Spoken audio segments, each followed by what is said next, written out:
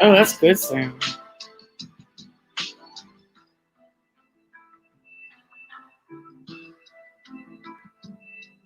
They were so ahead of their time. I rewatched this the other day, and I just learned so much.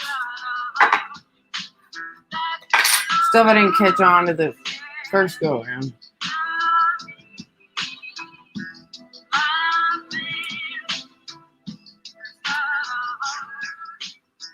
Thank you, John, and thank you all of Grenada Forum. You folks really represent what I fantasize will happen all across this great land, as a matter of fact, around the world. You've heard a number of speakers in the past that have enlightened you on a variety of subjects. The one tonight, this is very apropos that it be Halloween. This is probably the worst story you've ever heard. I spent a great deal of time trying to not want to believe this. But unfortunately, the evidence is that support not only Cathey O'Brien's story, and the other evidence is that that Senator John DeCamp from the Nebraska cover-up, Franklin cover-up as it's known, support what you're going to be hearing tonight. In addition to that, there has been a tremendous amount of information that has surfaced over the past really 3 years that has come from people who have been on the front lines. Not only therapists, but we have got generals and colonels from all branches of the military and members of intelligence that have provided us with literally tons of documentation, not only supporting Cathey's story, but thousands of others just like her. Cathey O'Brien is not unique. I wish she were, because if she were, I would not be in front of you right tonight, because it would mean that this problem went no further. Unfortunately, that is not the case. What has happened to Cathey O'Brien is happening all around the world, and it's happening in daycare centers, it's happening in homes, and not homes of Appalachian people who lack or lack any education or any written language skills, who have been practicing incest for years. This is happening as a result of a very coordinated effort that has come out of the intelligence communities, again, from around the world. My role in all of this is relatively simple, but nevertheless complex. I'm going to give you all a background tonight of about a few minutes of MK Ultra information. I can't, nor can Cathey, discuss what we may surmise are other victims, other than the ones that are the most obvious ones, like Timothy McVeigh. And again, it is not our experience. We have no proof. We only have Mr. McVeigh's admissions and some other information that would support it. And we spent about 5.5 years on the lecture circuit with law enforcement and mental health. And that was done to protect us. It was also done to ferret out as much information as we could regarding other survivors, and as well as ferreting out information through law enforcement, or I should say cooperative law enforcement, who were like you all, they're free thinkers, and they knew something was going on, but they didn't understand it. I will attempt to give you as much background on myself so that you'll have some understanding of how I was able to do what we've accomplished, Cathey and I. But our main concern, of course, remains the same focus, and that is to get this information out to the populace of this country and all the other countries that are affected, and we don't know many that aren't, and also to affect Cathey O'Brien's institutionalized daughter, Kelly, who, by the way, went into an institution when she was 8 years old, right after I rescued them, and she remains in that institution or a institutionalized setting to this day. I don't know how many of you all can imagine being a child and being raised in a mental institution, but I can assure you it is not a pretty sight. even though Kelly has not been mistreated as she had been prior to going into the institution. External control of the mind is not something new. It's Hey, thousands of Mikey. years old. It's recorded. I loved your last video. It's recorded the exact formula for trauma-based mind control in the Egyptian Book of the Dead. Adolf Hitler was particularly interested in mind control, and he assigned his right-hand man, Heinrich Himmler, to do some research. Kicking butt. Particularly on the families of Northern European, multi-generational, sexually abused, psychologically abused, physically abused. Hey, y'all want to see Mikey's video? Hold up. We'll come back to this. Well, he's here.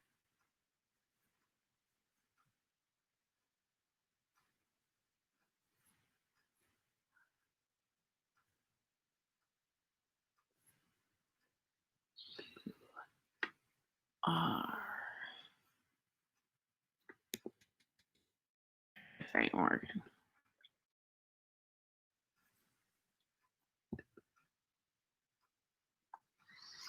Look at this. Look at this. All right, guys, we're going to try and get the laser again on the moon here.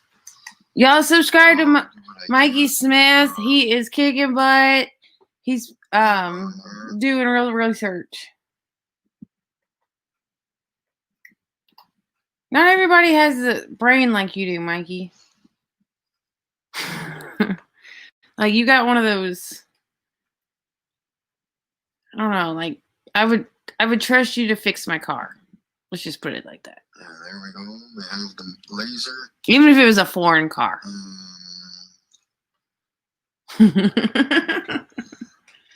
This is so weird. Simple. See, y'all, that laser is going behind the moon. Oh, this could be fun. I could play your videos. I could play Mac. I mean, I don't want nobody to get mad at me, but I got this new system. I could, like, just show our videos all the time. Hi, Chris Matt. Welcome. This is Mikey Smith. He's in the chat, and this is his video we're watching right now. He's got a laser, and he's trying to measure how far the moon is away, and it's pretty cool.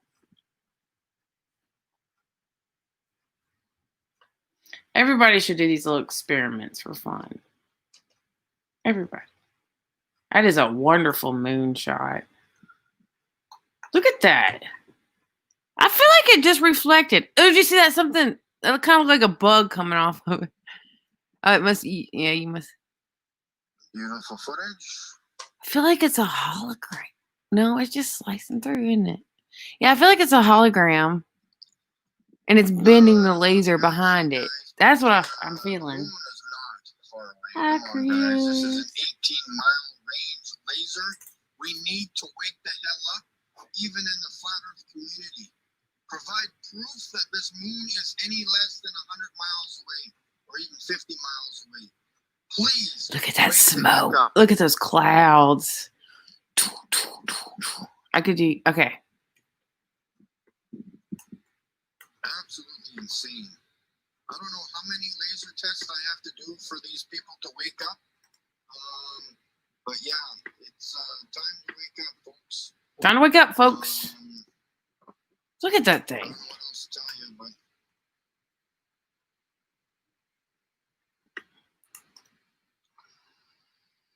No problem. Thanks for letting me. I got some more traffic coming here. Yeah. Shut the laser off and we'll get some more videos. Look how good. Look, y'all. Look at that shot. Replay.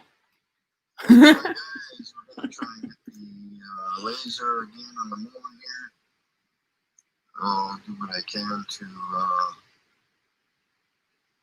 get it on there.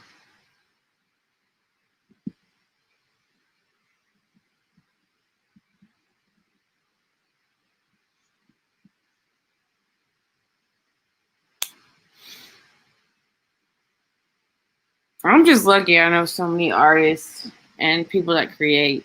You know, There we go. I'm just lucky. Laser. I like being around creators. Creators of music. Creators. I've always been that way, though. Always.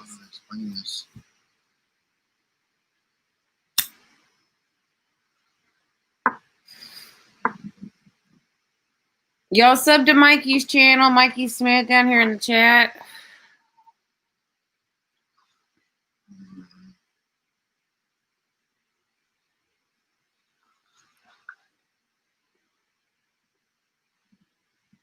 Try to get it again here.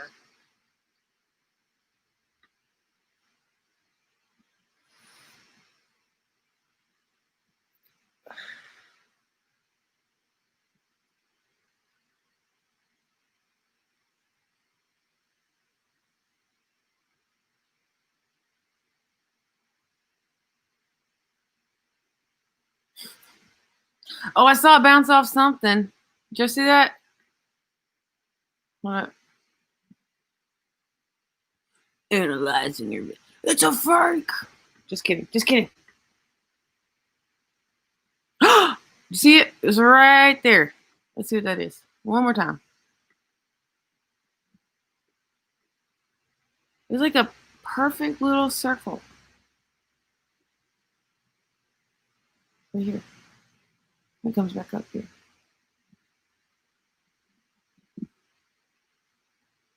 Beautiful footage.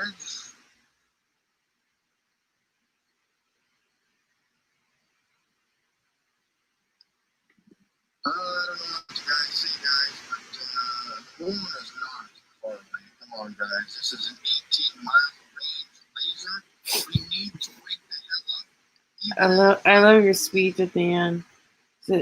You need to wake the hell up, people, and do your experiments. Provide proof that this moon is any less than 100 miles away, 50 miles away. Please wake the heck up.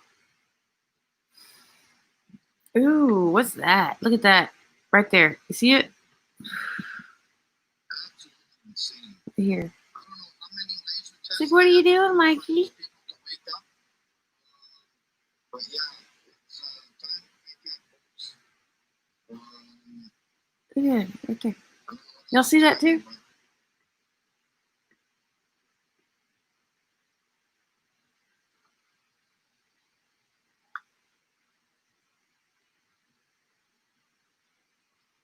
I got some more traffic coming here. I'll shut the laser off and get some more video footage now. Y'all sub to Mikey Smith.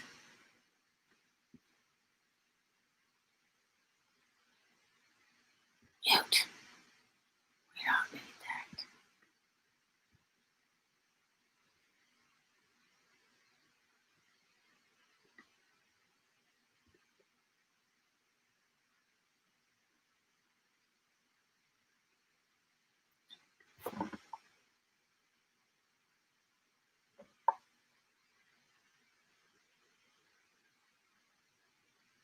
All right.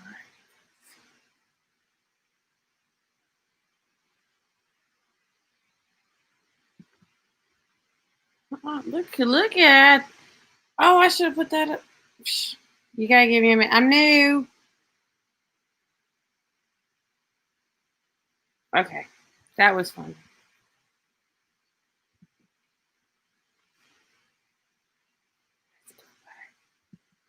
Let's go back to Cathey. That was a lot of fun, though. Thanks, Mikey. I bet he went to bed.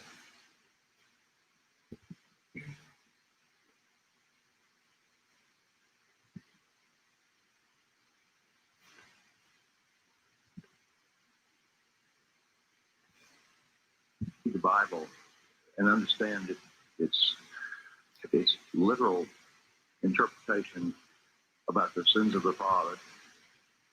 Understand what multi-generational abuse means. In this case, multi-generational abuse, and that begins, by the way, at birth,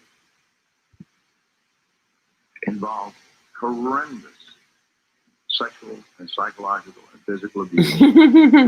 You should do it every night. Try different, like, size moves, you know? Knew or that these people who are abused Aww. become Thanks, very Chris. receptive to external control of their mind. They also develop some incredible abilities, like 44 times visual Mikey's acuity. killing the Spanish Now, subtitles. it doesn't take a rocket Hold science up. pardon fun to figure out how we could use somebody with 44 times the average person's visual acuity. It's called special forces. Crap. There we go. Special forces individuals are screened very carefully. Now, back when I was working for the Defense That's Department, cool. in a project known This is a new as setup for me, guys. This is pretty cool. I can just like sit here and play exact conspiracy videos. project that Adolf Hitler assigned Himmler to do on multi-generationally abused children. What? I saw no abuse. What I saw in the prison systems and in the mental institutions were people who had a chance to recover their lives and their mind. I saw things that were very benevolent. And I really and truly believe the information that I was seeing would eventually reduce our prison and our mental institution populations dramatically, because I saw true rehabilitation occur without the use of trauma.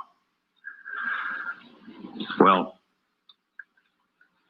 I was sworn to secrecy on the things that I witnessed, on the equipment that was developed, and I can assure you that in 1967, all the way up through 1973, when I was involved in this research as a Defense Department subcontractor, the equipment that I saw then was 25 to 30 years ahead of anything known on this planet in the private sector.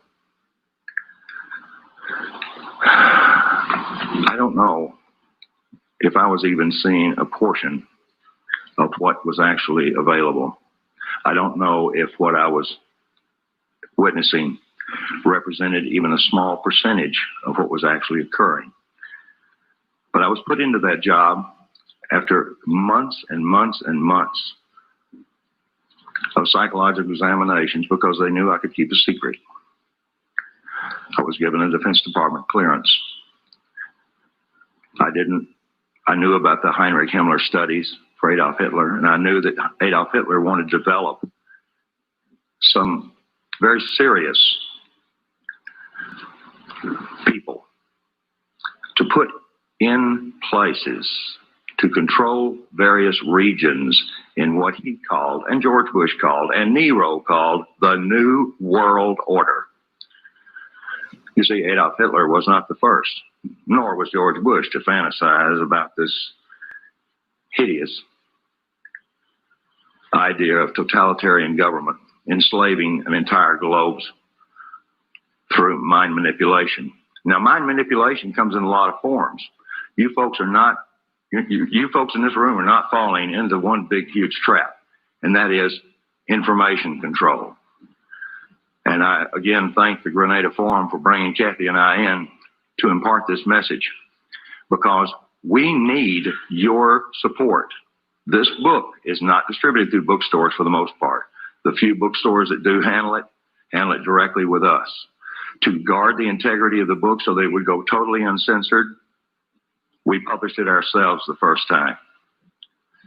We now have an opportunity before us because many of the people Cathey has mentioned in the book have been indicted for a variety of reasons, or are facing indictments, or have fled their respective countries, or stepped down from power. For one simple reason: corruption that they could not cover up. Now, the corruption that we're talking about here goes beyond, I hope, most of you all's limits of experience. It certainly went beyond mine. Adolf Hitler began in his adamant research on, he had the largest number of human subjects from which to work and do his horror on. And it was even accepted by most of the people. in his country that these prisoners of war were indeed to be subjected to anything that he chose that would better his country.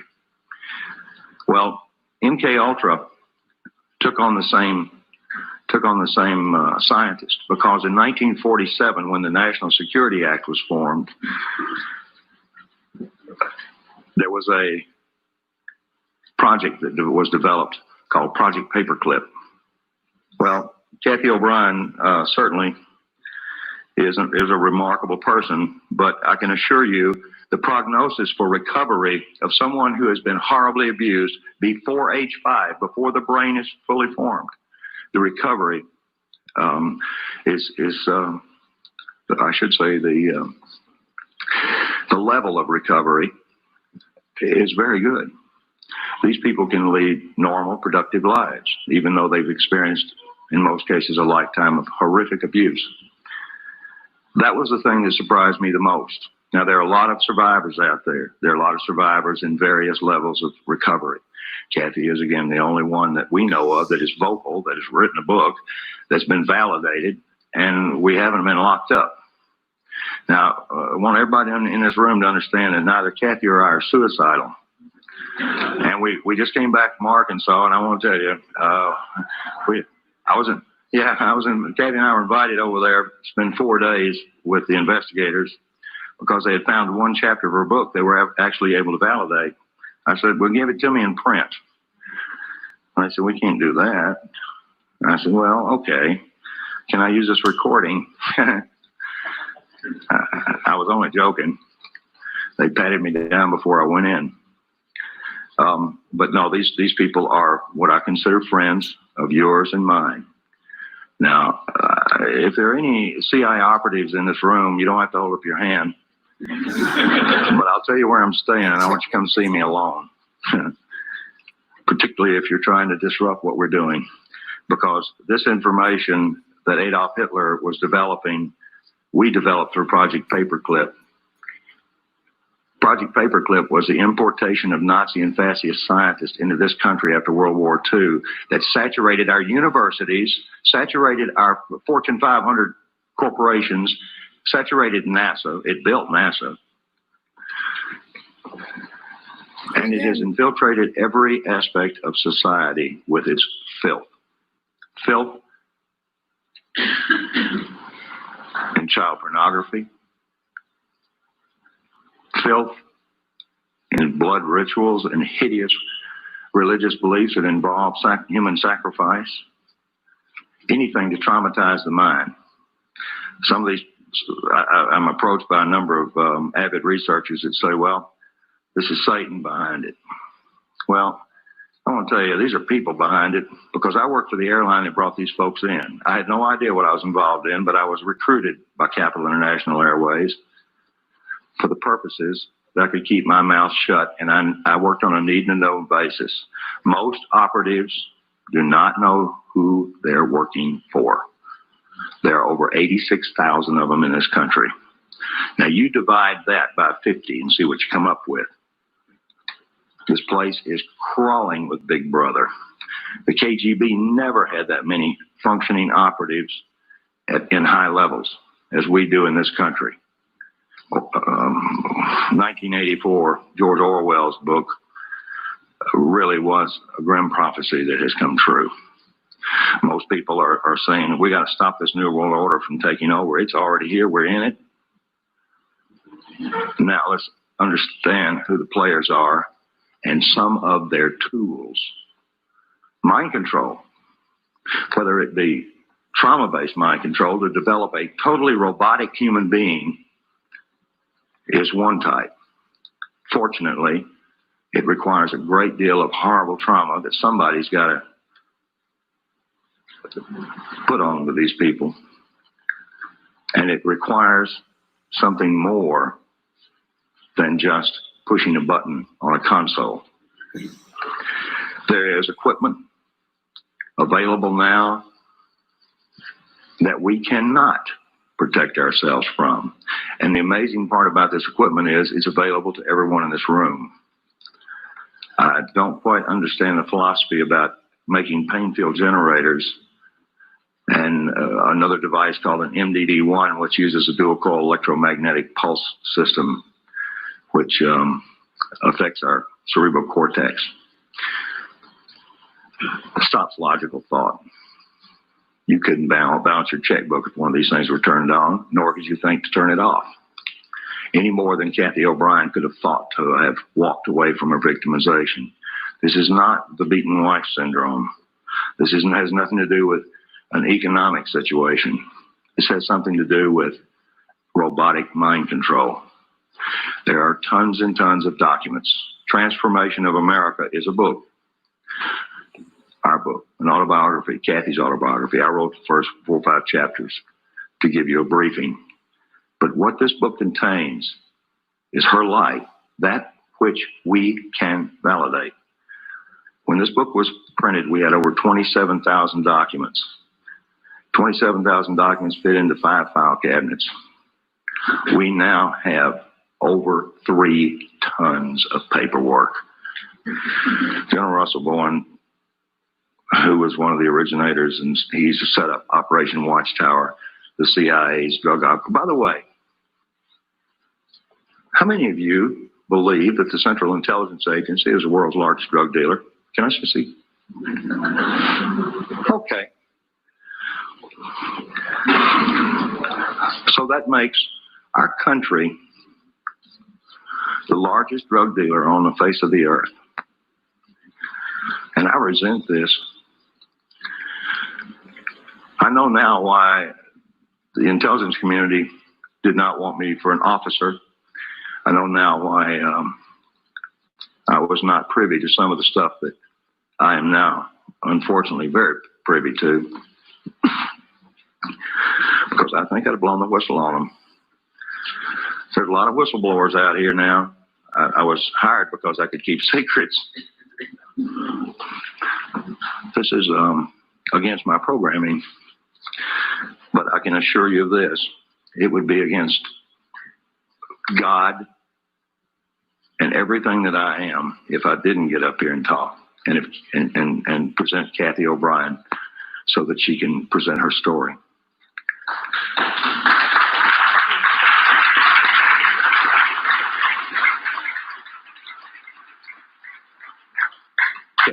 Cathey and I are really humbled by the number of people that we see that would have done the same thing. And people come up and say, oh man, we really appreciate what you're doing. I said, well, thank you. And I appreciate hearing that. I even appreciate people when they say, this is hard to believe. I'm going to look at this book and I'm going to look at these documents. I tell them, please, please, please do this. Look in the back of our book and you'll get a thumbnail sketch of some books that you can get that are written by doctors, intelligence officers, and a number of other concerned professionals who present the elements of what Cathey experienced. In 1977, the 95th U.S. Congress had met because this is good news, because I wouldn't have 1 ounce of credibility up here as far as MK Ultra goes if this didn't come out, and I couldn't even tell you the code name. But in 1977, the 95th U.S. Congress met to address an issue that a Dr. Ewing Cameron, the founder of the American Psychiatric Association, the APA, the lobby group in Washington that controls what doctors do for our heads when we run into trouble. APA, psychiatry is the youngest of all the healing arts, and it is the most primitive of them all because, yes, and I'm sure there's psychiatrists, may be psychiatrists in this room after that clapping. I'm sure they won't hold their hands up. These therapists know exactly what I'm talking about because the information that they're provided by their lobby has been carefully screened. Information on rehabilitating victims of mind control is not only scarce, but it's required some incredible efforts by some brave individuals who wound up getting sued because they could not violate the civil rights of the individual that they were actually treating. The situation with Cathey and I was very different. I wasn't a doctor. I wasn't.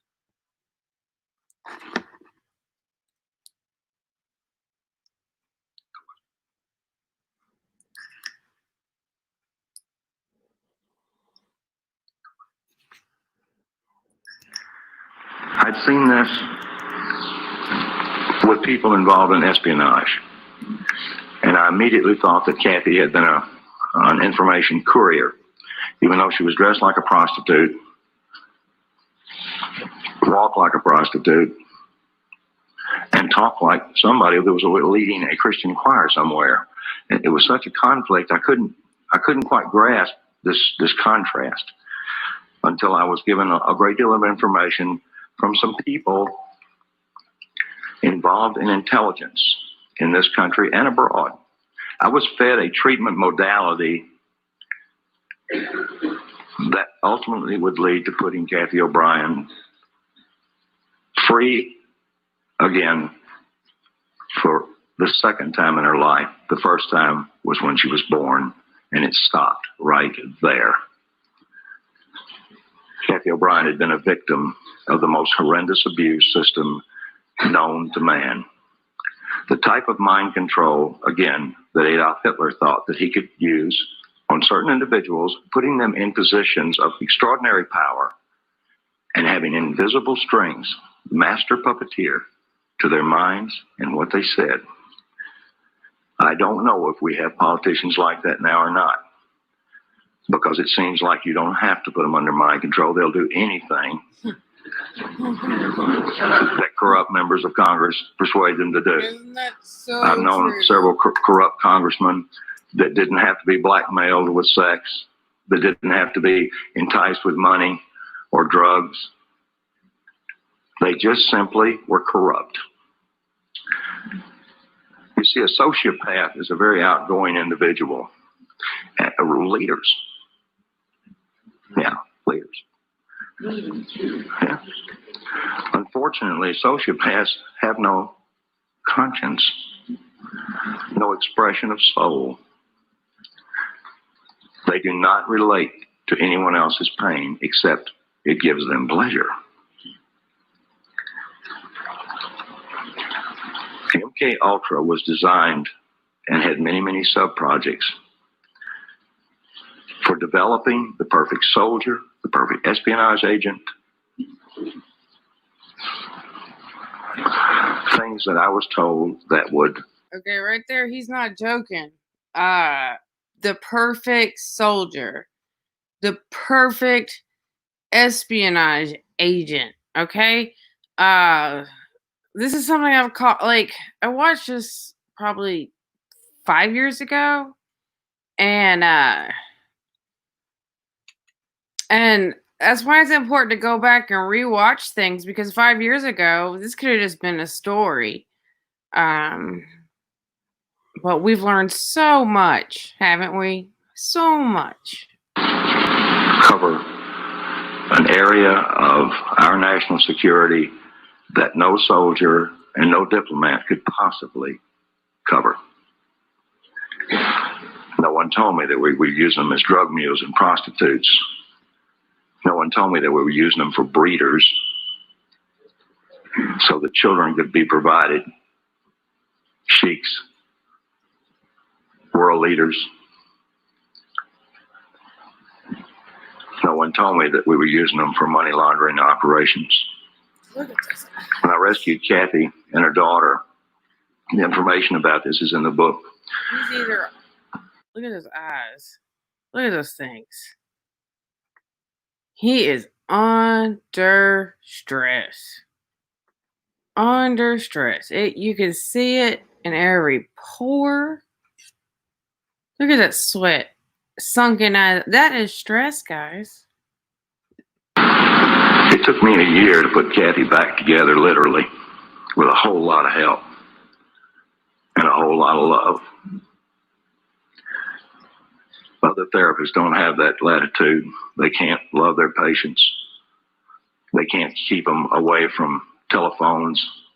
They can't keep them away from newspapers and TVs. And they wind up getting contaminated because they're highly suggestible. They see an ad for fried chicken, they can smell it. Oh, I dreamed as an ad man. or they hear of a fake virus and they just play along? Are we on to And something? to be able to produce ads like that, I worked real hard just to get somebody to go, nice ad. But nobody ever drooled on any pages that I ever put out. And I used subliminal. I used a form of neurolinguistics. Those of you who do not know about NLP should learn. Tony Robbins is an advocate of NLP, and he teaches. As a matter of fact, he taught George Bush and he taught Bill Clinton. And there's nothing wrong with Tony Robbins. He's not a bad guy. He's a smart businessman. And any smart businessman these days knows the value of neurolinguistics, or the language of the unconscious. I always call it the language of the subconscious, and I'm getting outvoted by all the mental health people. If that goes above anybody's head, like I heard the story of cake mix, and at first the cake mix didn't when cake mix first came out, women made their own cakes. So you had to add an egg. You just had to add an egg to the cake mix too, besides the water. They had to do that so women would actually buy the cake mix. They had really, I don't even think you need to add the egg. It's just there. Because women are attracted to eggs, linguistics. They teach you that in college. Can you believe we pay for people to go someplace to trick us subconsciously? Like at some point, when do we quit paying people to trick us subconsciously? Just you know. That's not right. Unconscious. Well, to me, it's the subconscious.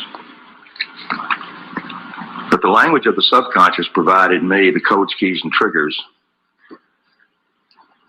to unlock all the rest of the doors in Cathey's mind that pertain specifically to her abuse. It gave me information like bank account numbers, people who had worked around MK Ultra and knew anything about deprogramming. And by the way, it's nothing more. I'm nothing more than a hacker.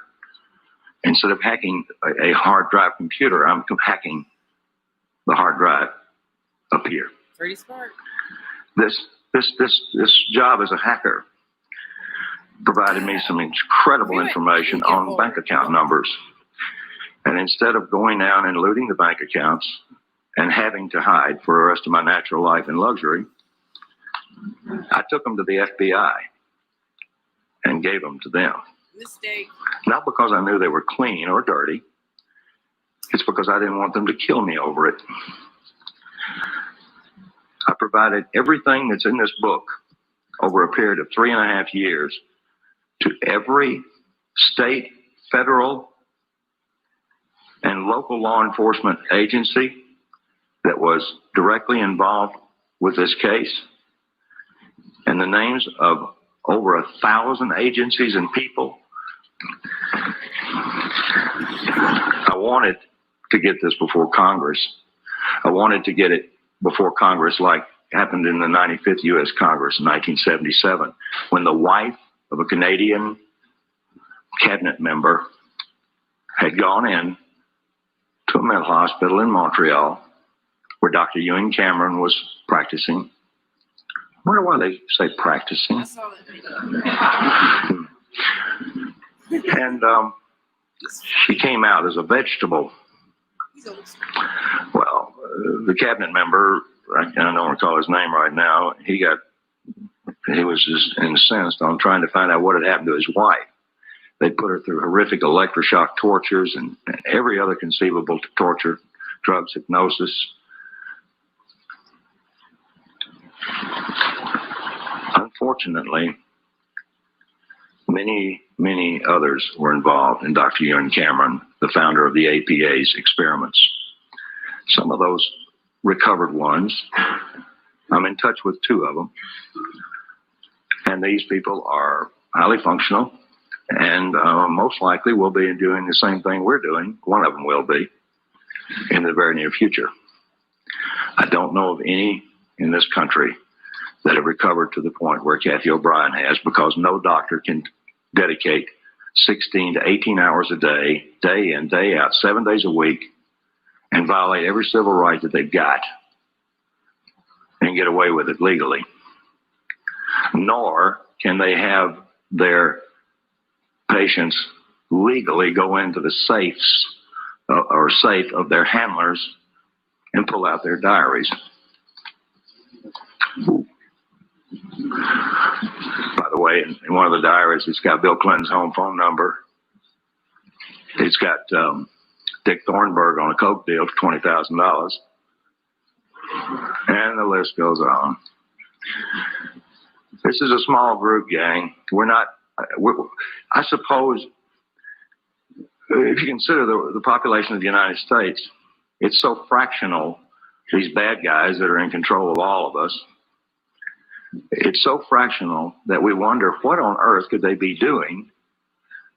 People wonder how does Clinton survive all of these attacks against him?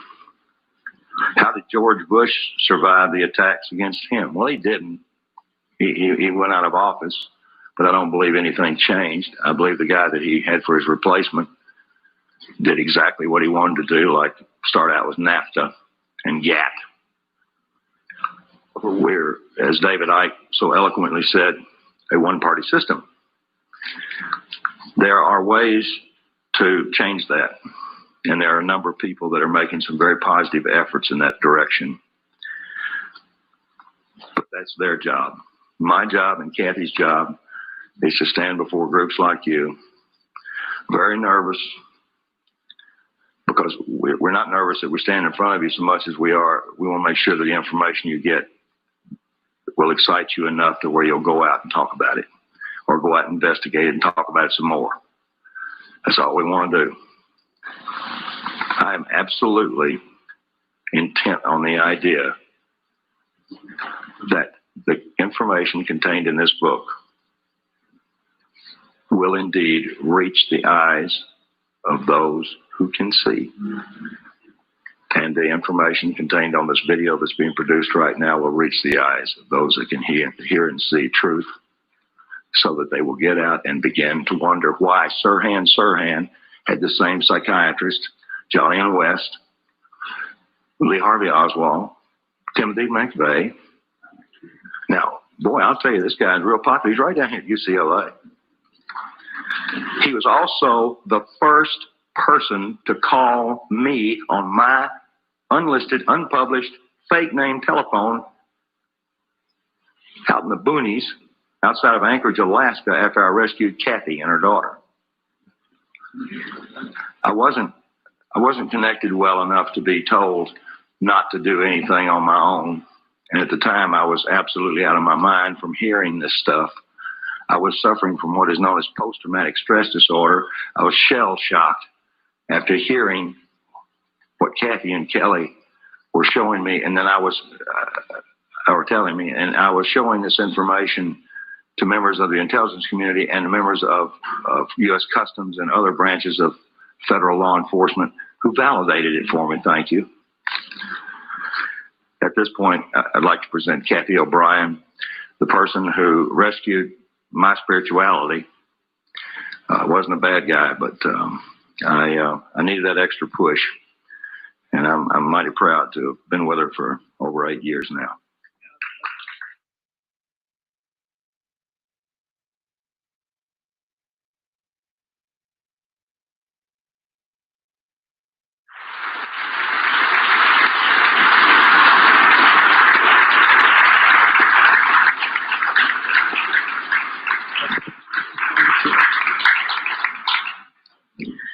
I want to thank each and every one of you for coming out here tonight to arm yourselves with knowledge about a tool that's being covertly used to usher in what Adolf Hitler and George Bush termed New World Order, and that's mind control. I've enjoyed talking with quite a few of you earlier this evening pertaining to how mind control has affected some of you or some of your loved ones. Mind control is very prevalent in this country and around the world. These criminals that are in control of our country operate on the philosophy that secret knowledge equals power. Many government secrets and personal reputations were staked on the belief that I could not be deprogrammed to remember those things that I was supposed to forget. They were wrong. For as intelligent as these perpetrators are, they're limited in their thinking by their own immorality. They don't have wisdom. They don't think deep. And they never considered the strength of the human spirit. They never considered what would happen when a good man like Mark Phillips gained knowledge of their secrets and used them to restore a mind rather than control one. I know that I'm extremely fortunate to have survived my CIA, MK Ultra, White House, Pentagon level, trauma-based mind control victimization. Now that I'm in control of my own mind and ultimately my free will, I'm telling everything that I witnessed and saw and heard and photographically recorded behind the scenes of this New World Order effort. By telling their secrets, their power is eroding.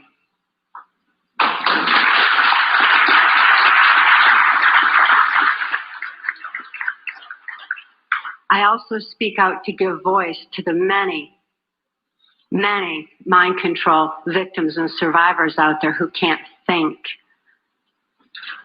to speak out and tell what they know and what they've endured. I speak out for the sake of my daughter, Kelly, who's now 16 years old and is a political prisoner in the custody of the state of Tennessee, where she's being denied any rehabilitation due to the political affluence of her abusers. She's counting on Mark and I to get this word out on her behalf. For Kelly's sake and for your sake, Mark and I have gone to great lengths to document the facts and the truths that are listed in our book, Transformation of America. Transformation of America is self-published, uncensored, so that you can have the facts that you have a right to know and a need to know. These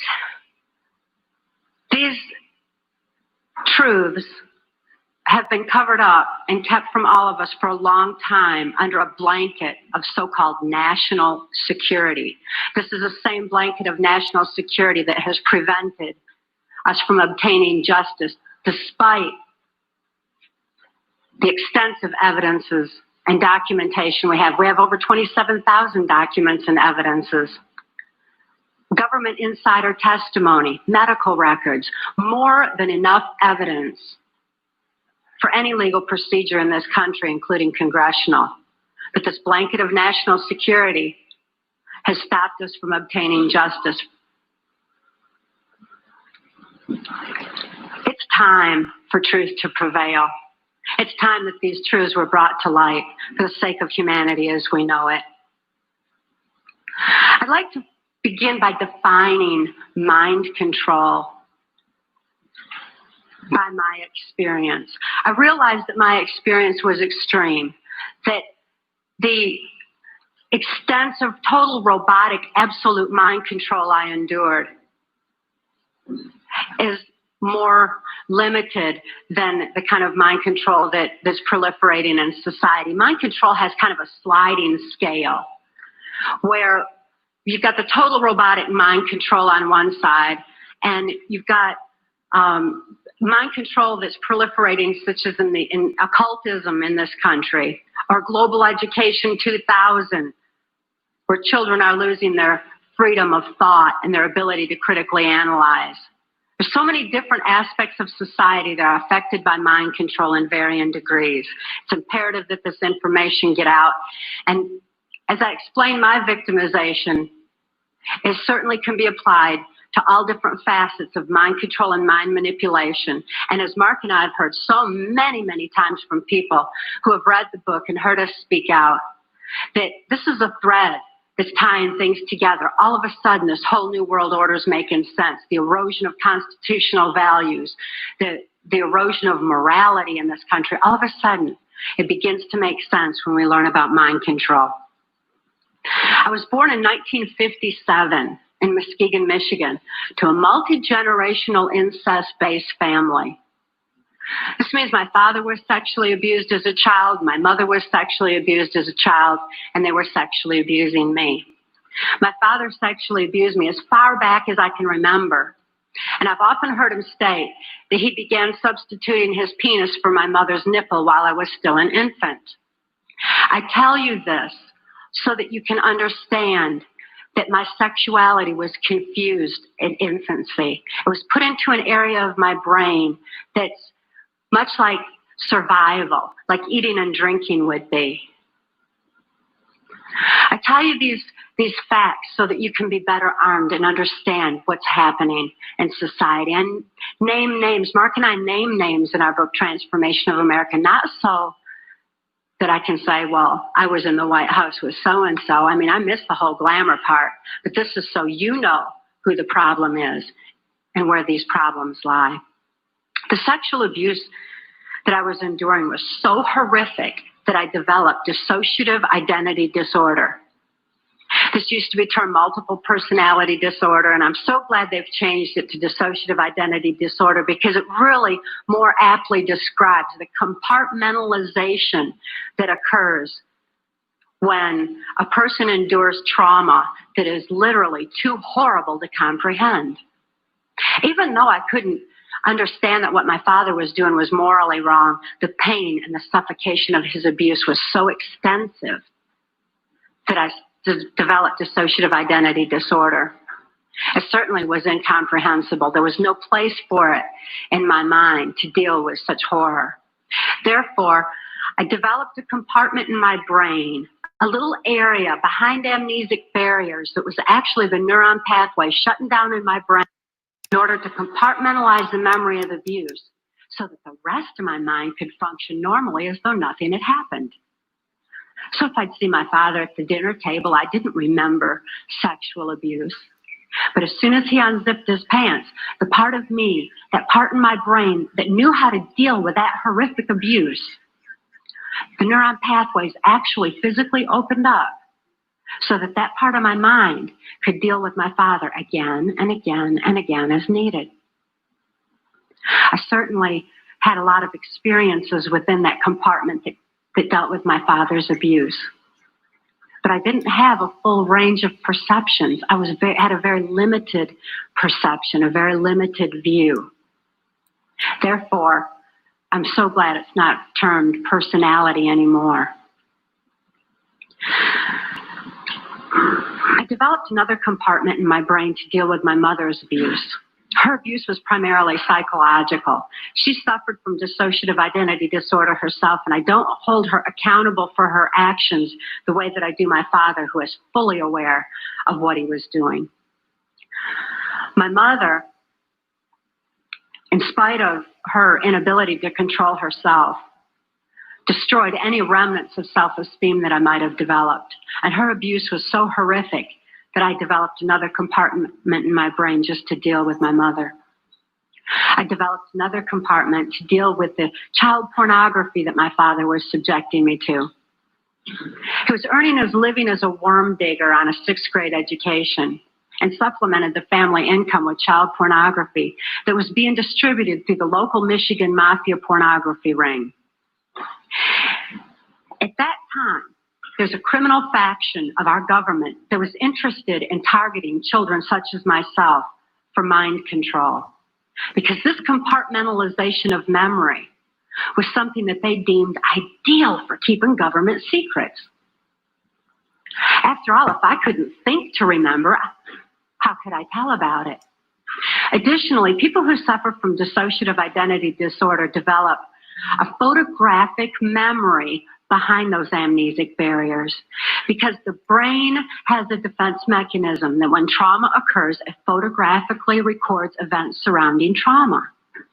And an example of this would be that many of you who are old enough to remember, when John F. Kennedy was assassinated, Most people know exactly where they were and what they were doing, because this was an event that traumatized the nation. And this exemplifies how the mind photographically records events surrounding trauma. That's what trauma does. So behind these amnesic barriers, I had a photographic memory, which the government deemed ideal for programming.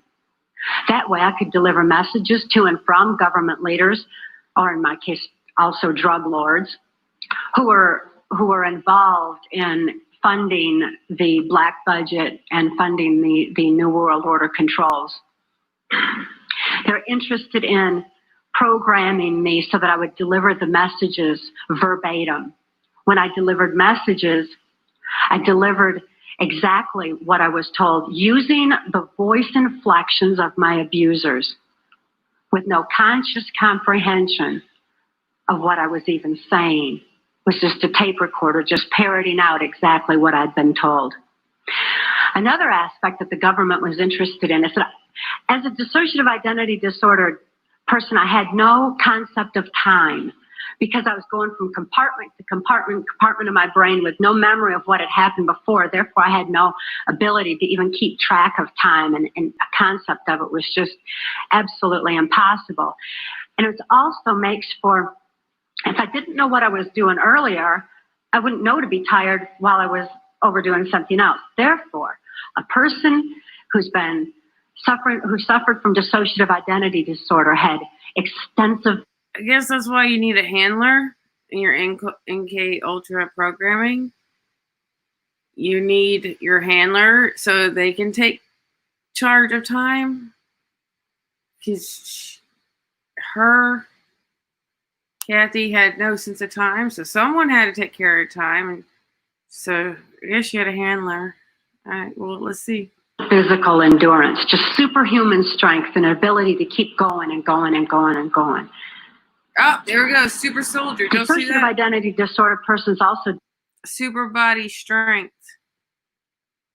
Super body strength. How do you get the giant?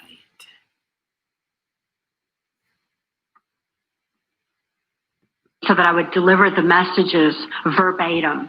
When I delivered messages, I delivered exactly what I was told, using the voice inflections of my abusers, with no conscious comprehension of what I was even saying. It was just a tape recorder, just parroting out exactly what I'd been told.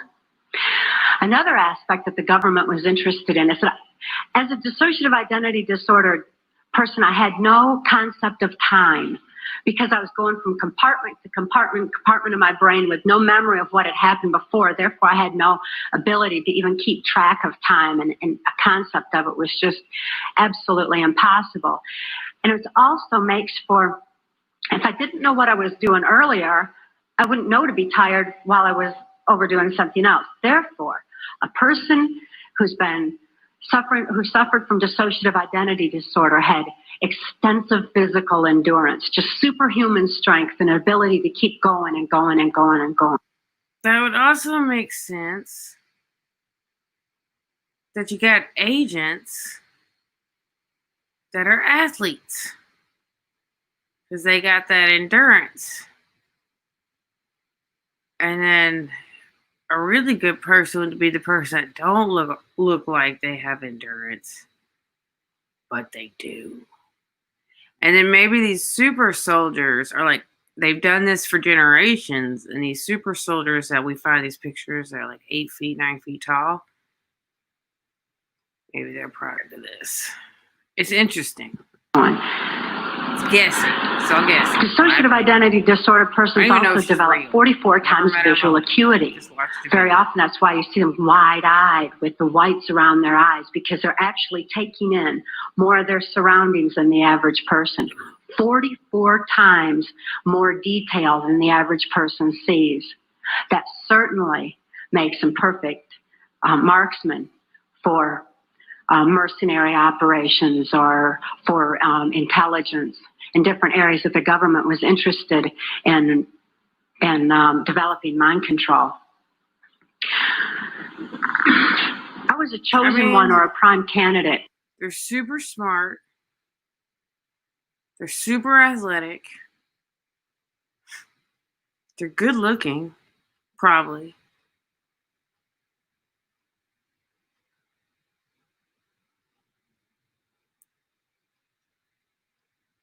So that makes sense with the monarch butterfly, and they're all using it, and their brains are all compartmentalized, and maybe that gospel girl is still in Katy Perry. Maybe, she'll pull that out when she's like 50. That personality will come out, and she'll do another gospel album, and it'll be a hit. Mark my words. Not because I know, because this is a guess. It's fun to look back and see what you got wrong and see what you got right.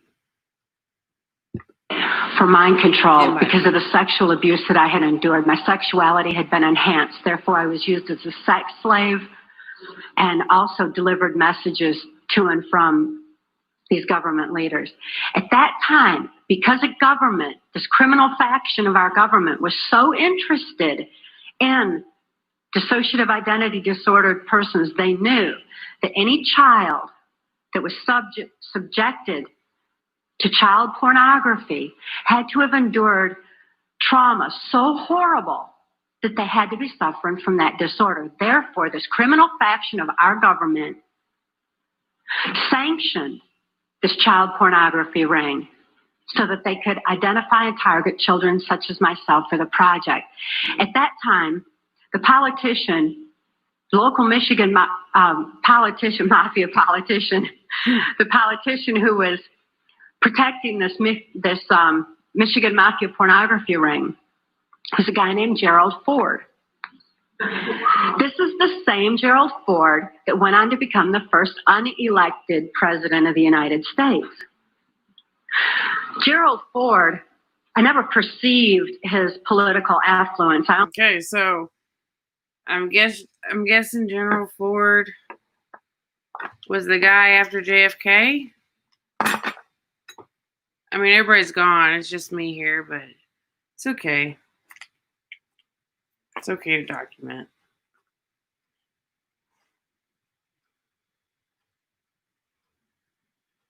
Just thinking.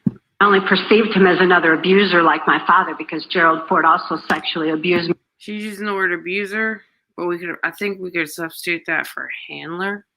As a child and sexually abused me right on through my mind control victimization until Mark rescued my daughter Kelly and I in 1988. Gerald Ford is not a pedophile per se. He's what I refer to as trisexual. He'll try anything. Any age, anybody, anytime, anywhere, just as long as he had control. Now this is nuts. I think this is dated 1996. Nobody was talking like this in 1996. I know I was 11, but my friends, their parents had little libraries in their basements, and when I went through all the books, and nobody was talking like this. You might, a lot of history books, and we know about history now. But you might find like the weirdest, like some alien books. We didn't even have dream books. No dream book. Nobody cared. Control. Because he had a perversion of power. In addition to his interest in mind control. Therefore, it was Gerald Ford who came out to our house and explained to my father how to raise me in the project according to government specifications. My father had been caught sending this child pornography through. The one handler told the other handler how to continue the MK Ultra program, and they got to do a certain thing. They're not just abusing her to abuse her. They have a certain program they got to go by, or the whole thing's a loss. The U.S. mails, and therefore he was approached and told that if he sold me into that project, that he would gain immunity from prosecution. My father remains free from prosecution to date for so-called reasons of national security. My father thought it was just absolutely wonderful. and immediately sold me into the project. He felt like the government condoned child abuse. So did I. I certainly felt like the government did. And my father went on to have 5 more children to raise in the project, so there were 7 of us in all. The rest are still awaiting freedom. Once my father agreed to sell me into the project, I was taken routinely to Mackinac Island, Michigan, which is a political retreat where the Michigan governor's mansion is located. It was a Bohemian Grove of sorts where politicians met and discussed New World Order controls, where they discussed mind control of the masses, mind control in the school systems, how to use occultism as a trauma base. Bam! Mind control in the school system. Is glitching out part of MK Ultra? Leave me a comment. One of my sexual abusers at that time was the Prime Minister of Canada, Pierre Trudeau. Pierre Trudeau is a professed Jesuit. Now, the Jesuits are an intelligence arm of the Catholic Vatican. There's a criminal faction within these Jesuits. I'm certainly not saying all Catholics are bad, nor am I saying all CIA is bad or all politicians. There's good and bad in everything. But nevertheless, Pierre Trudeau represented this criminal faction of the Catholic Church, of the Jesuits, who believed in mind control of the masses. In Canada?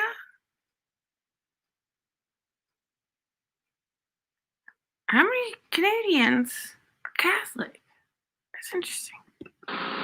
Because they wanted to be the one world church in the New World Order. The money that was being brought in through the church was funding New World Order controls. Oof. And he firmly believed in mind control.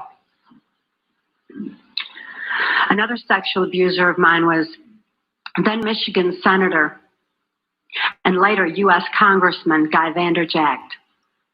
This is the same Guy Vanderjagt that went on to head the Republican National Committee that put George Bush into the office of president. It was at Mackinac Island, Michigan, when I was 13 years old, that I was dedicated to the senator who had become my owner in this mind control project. That's owner? So she's been handled, and then she was handled again. She's been sold. U.S. Senator Robert C. Byrd. Wasn't he the Mason with Clinton? I can't keep up. Senator Byrd is a Democrat from West Virginia. And again, as you'll notice as I reveal any names, that this doesn't have anything to do with party lines. Democrats and Republicans both are involved because it's not about party lines. It's about who's for the New World Order and who's not. Nevertheless, Senator Byrd had been in office as I've been alive. He's still in office today. He's been head of our Senate Appropriations Committee, which means he held the purse strings of our country. He decided where money would be spent. And I know from having witnessed and experienced and saw so much behind the scenes that Senator Byrd was appropriating money in directions that would allow for New World Order controls. Not only that, but my father, for having sold me into this project, was granted a lucrative military contract for making camshafts for military automobiles and all. My father became extremely wealthy on his 6th grade education. Senator Byrd, as my owner, would decide where I should go, when, what operations I would be forced to carry out during the Reagan-Bush administration, what places I should be taken specifically for mind control programming. Senator Byrd directed all of my activities. Also around that time, I'd made my first communion in Muskegon's St. Francis de Sales Church. Having made my first communion, I also endured an extra ritual after that. Okay. So, Robert Carl Byrd, born Cornelius Calvin Sale Jr. He changed his name. What? 11/20/1970 to June 28, 2010. Was an American. This is from Wiki. Was an American politician who served as a United States Senator from West Virginia for over 51 years until 1959. So he was like 22 until his death in 2010. Could you imagine us? Hold up. Maybe my math's not good. 32. Okay, he was 32. All right. He is the longest serving U.S. Senator in history.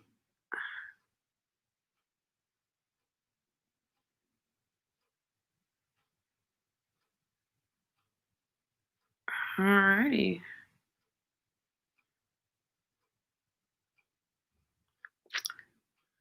That was referred to as the right to remain silent. That's RITE, as in ritual. This involved Congressman Vanderjagt and the head of our church at that time, a Father Don, and they subjected me to an occult blood ritual. This was so horrific. It was this reversal of the Catholic Mass. It confused my mind because when a person's operating on a subconscious level because they're so traumatized that consciously there's no place for what they're enduring, the subconscious mind has no ability to discern and to question and to reason the same way that the conscious mind does.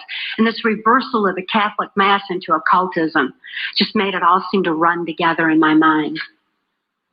It was absolutely horrific. This blood ritual was so horrible that my mind readily accepted the mind manipulation that I endured afterwards, a hypnotic language, the neuro-linguistic programming, mind-controlled programming that actually changed the way that my brain was functioning so that, you know, that part of my brain that I said would open up to deal with my father's abuse again and again? They changed that so that they decided when, where, and how that particular compartment of my brain would be opened and accessed. And they replaced the triggering mechanism with hypnotic codes, keys, and triggers, hand signals. There's also phone tones that can also open those neuron pathways and give access to the compartmentalized memory as well. They replaced that at that time. And this was with this right to remain silent. I also had a silence in my head after that, because up until that time, I heard, it was just my own voice, but I heard my voice arguing back and forth with all these different perceptions and from the different compartments in order that I could formulate some kind of a decision about things. I remember before the right to remain silent that I had some free thoughts of my own, and I had hoped for a place in the world where people didn't abuse each other. Amen. I hoped to have 10 children that I knew would be at least 10 children in this world that weren't abused. I'd hoped for those things, but with the right to remain silent, I lost my capacity, my ability for free will thinking. I lost my ability to even hope anymore. I lost all free will entirely.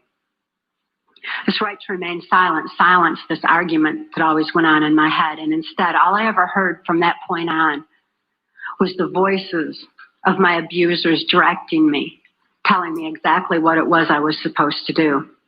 I could only robotically follow those instructions and carry them out. By the time I was ready for high school, Senator Byrd ordered that I be sent to Muskegon Catholic Central High School. At that time, there was an enormous emergence of information. The Catholics had long since learned the effects of trauma on the human mind. They'd learned it and kept records of it for so many years, with such things as the Spanish Inquisition and other aspects where people who didn't follow the belief systems were wiped out. This information was being merged with the Hitler-Himmler research that the CIA had taken and had been advancing on. The combination of the merging of the information was very powerful. And Muskegon Catholic Central was a place where this information was being brought together. It was at Catholic Central that the very basis, the very groundwork for Global Education 2000 was being implemented. This is Goals 2000, outcome-based education. There's many different names for the program that's being implemented in our school systems. It's being forced on our children by the federal government. Global Education 2000 was designed to increase our children's learning capacity while decreasing their ability to critically analyze. That way they would just readily accept whatever they were told without any question and just take all the information in. At Catholic Central, I got straight A's. I did really good in school because I was photographically recording everything in class. I endured occult ritual in the school chapel, as did numerous other students in the school. I certainly wasn't the only one. As a matter of fact, that by that time, I really thought the whole world was involved in this kind of abuse. By then, my whole environment was saturated with it. This occultism, this trauma created the photographic recording of all that I learned in school. Of course, I had no ability to critically analyze it or to creatively use it in any way, but the information was sure in there. It was while I was at Catholic Central that Gerald Ford went into the office of president. I had been conditioned by that time to believe that I had no place to run and no place to hide. This was a phrase that's used to lock in mind control victims of varying levels. There's no place to run, no place to hide. We're watching you. I certainly felt like I had no place to run and no place to hide. Who would I turn to? I couldn't turn to my parents. I couldn't turn to my church. Couldn't turn to my school. Couldn't turn to the local politicians. And now I couldn't even turn to the President of the United States. I truly felt locked in, which is exactly what they wanted for total control of my mind. Of course, since then, I've learned otherwise. And Mark wisely taught me while I was in the deprogramming process that I did have a place to run. So right at them. And I had no need to hide. Obviously, they do, by the way. They're covering up all their acts with the national security blanket. After I graduated from high school, Senator Byrd ordered that I be transferred to Nashville, Tennessee. Nashville, Tennessee was heavily involved in mind control at that time through the country music industry. Nobody would have ever guessed this, even today in Nashville, Tennessee. I can tell you that the tornadoes and the flood, I'm just saying. You got ritual. She's saying there's rituals. So, anybody ever watch Ghostbusters? And above all, the proliferation of CIA cocaine operations within the country music industry were already in full swing. The political corruption in Tennessee was just all the way to the top. The country music industry provided a cover. Was Cooper there? The mayor? Was he back there? Anybody? Yeah. Leave a comment. For mind control slaves like myself to be taken around the country to the various places as designated, and also to distribute and deliver the large quantities of CIA cocaine that was coming into the country. It was my experience that the CIA's so-called war on drugs is no more than the CIA eliminating their competition as they take over the drug industry worldwide.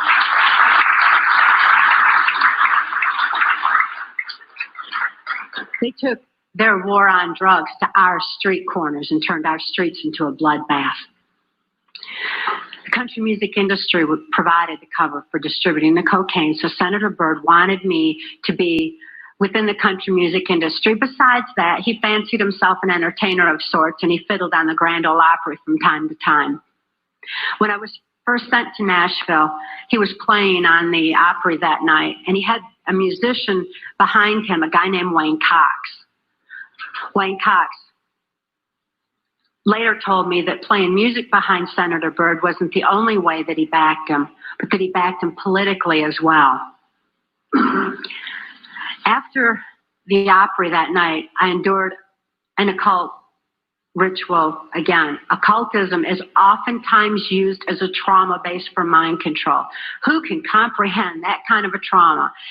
Blood ritual is absolutely horrible, and it's a perfect trauma base for mind control, for the compartmentalization of memory.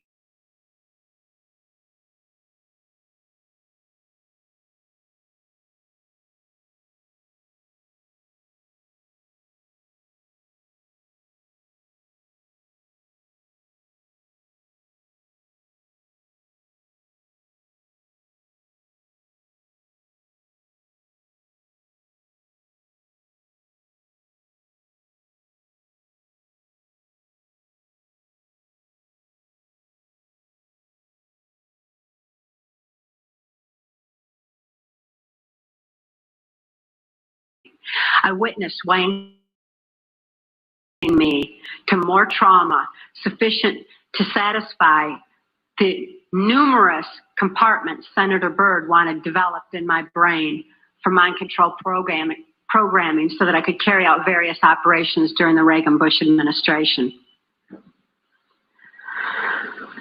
I endured numerous occult rituals after that. Wayne Cox at that time was working directly under the direction of Louisiana Senator J. Bennett Johnston, and he took me to his hometown in Chatham, Louisiana. J. Bennett Johnston at that time was heavily involved in mind control operations because he was running a band of mercenaries out of Louisiana. At that time, this band of mercenaries were going in and out of South America. There was a lot of arms deals going on. There was And most importantly, when the airplanes would fly these guys down to South America, they would come back full of cocaine, which was being distributed on our streets. Wayne Cox was triggering these mercenaries into operation by showing them a severed hand from another one of his victims, which re-traumatized them into the occult ritual that they had already endured and accessed a specific compartment of their brain. And he told them that J. Bennett Johnston wanted them to give him a hand and carry out a certain operation. He would then give the instructions and the guys would follow him through. So J. Bennett Johnston was heavily involved. At that time, it was 1978, and it was determined that I had endured sufficient trauma to carry out my first trial run operation. An enormous quantity of cocaine had been flown in on one of these operations, and I was to deliver it into the neighboring state of Arkansas. By that time, Bill Clinton's drug operation was in full swing. He was governor of Arkansas, and I delivered this cocaine to a remote airport in Ouachita Forest, which I've since identified as Mena Airport. I also delivered a little packet of information and a small quantity of cocaine, a personal stash from J. Bennett Johnston, to Bill Clinton. I delivered it to Bill Clinton, and he cut out 2 lines of the coke, and he did inhale.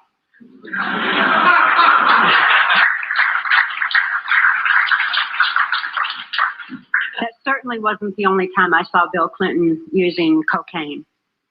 My sexual experience with Bill Clinton was extremely limited, in spite of the fact that I was a sex slave. It was my experience that Bill Clinton is bisexual, leaning far more towards a homosexual end. All I've ever seen him involved in was the homosexual activity, with very limited experience with him myself. Whereas my experience was much more prevalent with Hillary Clinton, because Hillary is also bisexual, leaning more towards a homosexual end, and it was she who accessed my sex programming to fulfill her perversions. Around this same time, J. Bennett Johnston subjected me to some other mind manipulation that involved, instead of an occult theme, an alien theme. Now these guys who are manipulating my mind and programming me for mind control purposes claimed, and these criminals in control of our country as well, claim to be gods, demons, and aliens, in order that I feel totally helpless, in order that I felt like they were beyond my realm to affect. And it certainly worked at that time. J. Bennett Johnston told me that he was an alien. He told me that he had been part of the Philadelphia experiment, and when the ship disappeared, it came back a spaceship. This is in keeping with kind of an air-water mirror theme that NASA uses quite frequently, a reversal, because this, again, the subconscious mind doesn't have any reasoning capacity. J. Bennett Johnston then showed me through his office at General Dynamics a then top secret stealth. Here was this triangular stealth that wasn't in any of the school books, wasn't being talked about anywhere, wasn't out in the newspapers or anything else. It was being withheld. It was still a top secret weapon system. But I saw this triangular stealth. It looked like a spaceship to me. I'd never seen anything like that. And everything that J. Bennett Johnston was doing and he was involved in certainly was alien to me. So it was easy for me to accept the idea that what was happening was in fact being perpetrated by aliens. I'm not saying that there's no such thing as aliens. That would be foolish for me to even say anything like that at all. But what I am saying is that it was my experience that these were people claiming to be aliens. If there's a reality out there pertaining to any alien influence, we need to sort out the government misinformation and disinformation and mind manipulation techniques that they're using. I know for a fact that the plan is to make all of us feel totally helpless, that what's happening is beyond our realm to affect because we've been taken over by aliens, that our Independence Day is dawning. So beware of that. Understand that those criminals. Did the alien invasion turn into COVID? They like scrap the alien invasion, go with COVID. Leave a comment. Have been keeping information and technology from us under their blanket of national security. They are 25 years ahead of us at least, technologically. Can you imagine what they've got now? 25 years ahead? What's happened that you're aware of in the last 25 years? Microwave ovens, we've got. Did she offer proof? You know, that you have to be careful when people talk. Lots hearsay. Computerization, and they've had access to all of that to continue their own advancements. They're way ahead.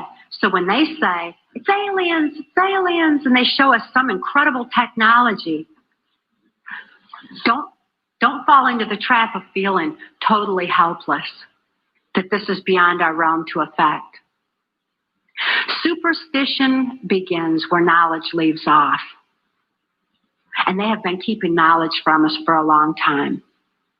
People have I have to disagree. I don't think they have anything. All kinds of belief systems. And I'm sure each and every one of you has various and different belief systems as well. Regardless of what your belief system is, it is imperative that you know that these criminals are people. They are within our realm to affect. They need to be held accountable for their actions and their crimes against humanity.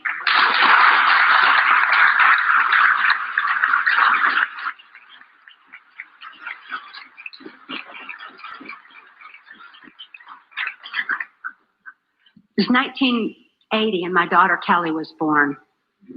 She was born directly into the MK Ultra Mind Control Project on a much higher level, a more sophisticated technological level than I was subjected to. In addition to trauma, she was subjected to harmonic mind control programming on NASA installations literally since birth, before her brain even had a chance to form. As soon as Kelly was born, Senator NASA installations before her brain even formed. Huh? Byrd figured I'd been traumatized enough by that time and ordered that we be transferred back to Nashville, Tennessee to carry out operations during the Reagan administration. But being within the country music industry, we had a second handler. His name was Alex Houston. Alex Houston is a ventriloquist, stage hypnotist in the country music industry. Above all, he carries out criminal covert CIA operations that fund the black budget. And this certainly included bringing in large quantities of cocaine and distributing them through the United States, Canada. He was working at that time and provided a cover for me to be taken throughout the United States, Canada, Mexico, and the Caribbean for these criminal covert operations. As my handler, he took me to various military and NASA installations for mind control programming for specific operations that I was forced to participate in. These operations that I won't have time to get into tonight are detailed in our book, Transformation of a... She talks a lot about NASA. Does anybody else notice that? It's like, is NASA doing anything with space in this story? We'll see. America.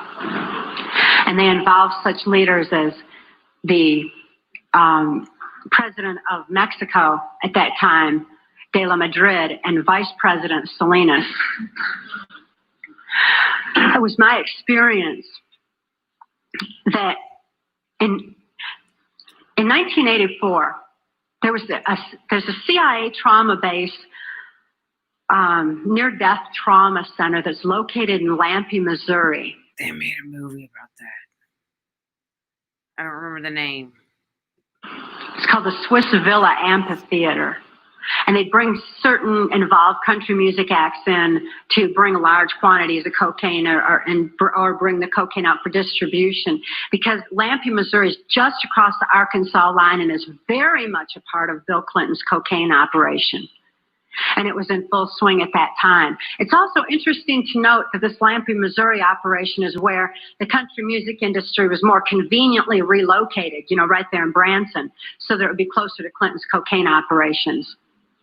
Lampe, Missouri was a place where I heard George Bush and Bill Clinton talking, where from the point of view I had, they certainly were friends. And she's the first one to say this, that they were actually friends. And it turns out, I just found out maybe 2 years ago that they were like father-son friends.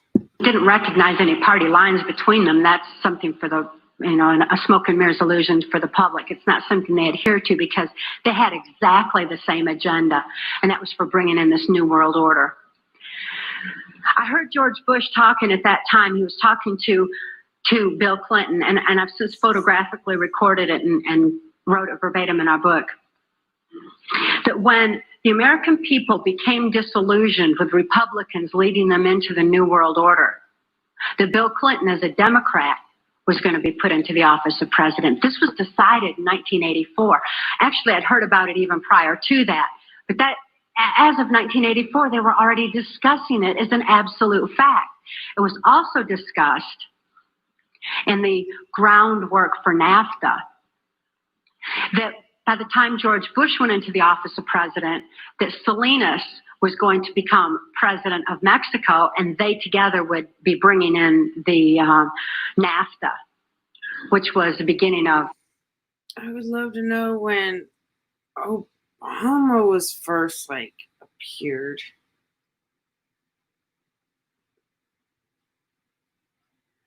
of New World Order controls. I was forced to participate in the criminal groundwork for NAFTA, the opening of the Juarez-Mexican border to the free trade of drugs, free trade of our nation's children. It's absolutely appalling, the criminal roots of NAFTA. Again, this is detailed in the book. But it's interesting to note that these political moves had already been decided way back when. And as I deprogrammed, and as I was, it was really something to me to find out people didn't know about this stuff. And it was so obvious to me, I didn't realize that people were unaware and had bought into some kind of smoke and mirrors illusions of what was going on and never thought to look behind the scenes to what was really going on. But I understand good people don't think that way. They don't have criminal minds. They don't think to look for that kind of criminal activity. Just like these guys are limited in their thinking by immorality, good people are kind of blinded from that kind of criminal activity until their eyes are open to truth. This criminal activity that was going on at that time, the people that were involved were following directions from George Bush. I don't purport to know it all. I don't purport to know that George Bush is at the very top of all this, but he is as high up as I knew. It was my experience that Ronald Reagan answered to George Bush, not robotically, not under mind control, but willingly, because George Bush was respected for what he knew about bringing in the New World Order. Consider his past. George Bush first began with the United Nations. Then he went on to head our CIA. Then he ran our country through 3 administrations that I'm aware of, the Reagan administration, his administration, and the Clinton administration, because Reagan and Clinton both answered to him. Mexican President de la Madrid answered to him and knew that Salinas was to be coming into power, and Salinas had more influence in Mexico at that time than de la Madrid, that, as far as my experience was concerned.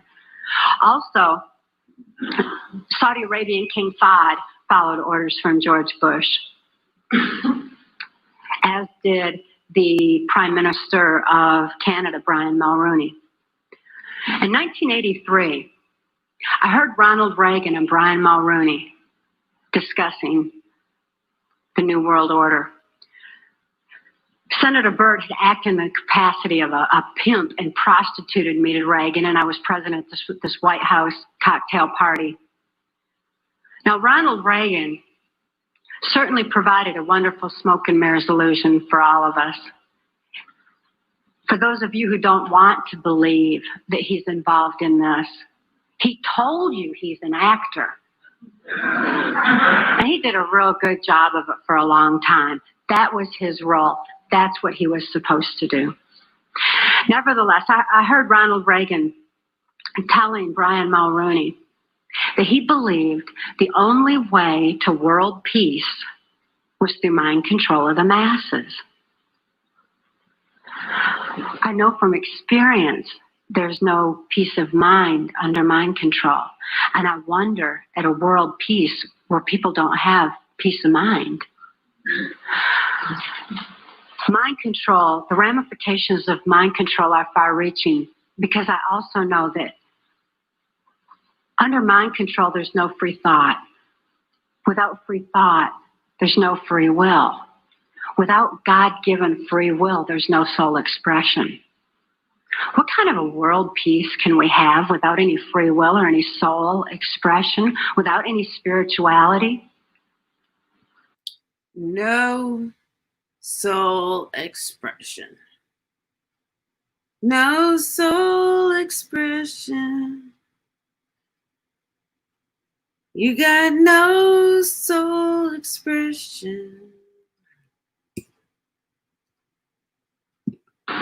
You lack soul expression. Mind control needs to be exposed in order that people maintain their freedom of thought, in order that people maintain their free will and have that spiritual expression, because of spirituality, When people have soul and spirituality, they're going to be acting in a capacity of love anyway. That is where world peace is. Not Right, guys? Man, I've had world peace for a long time until recently, like maybe 8 years. I don't know what happened with 2012, man. People change, but a lot of it stayed the same.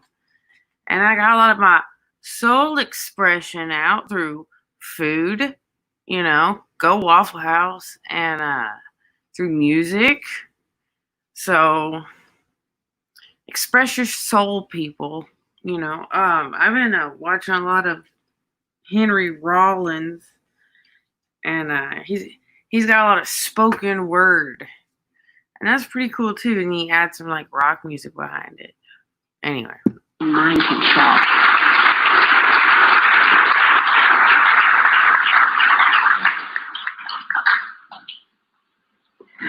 By 1988, I'd been forced to participate in numerous operations against my will, all of which I certainly would never have done. I guess if I had had any part of me that was willing to do anything like that, mind control would not have been necessary. I'm appalled. It's like the Truman Show. Trained from birth. Through a program. Through 2 handlers. A program. Could you imagine waking up and being like, I've been through a program? They were messing with me this whole time? It was just my life was just a checklist of things to do? What I was forced to participate in. But I am relieved that this information's getting out. That people are passing the book Transformation of America hand in hand to hand, so that hand in hand we can take back our country. This information is information that you have a right to know and a need to know, and their controlled medias are not going to suppress truth. Truth prevails.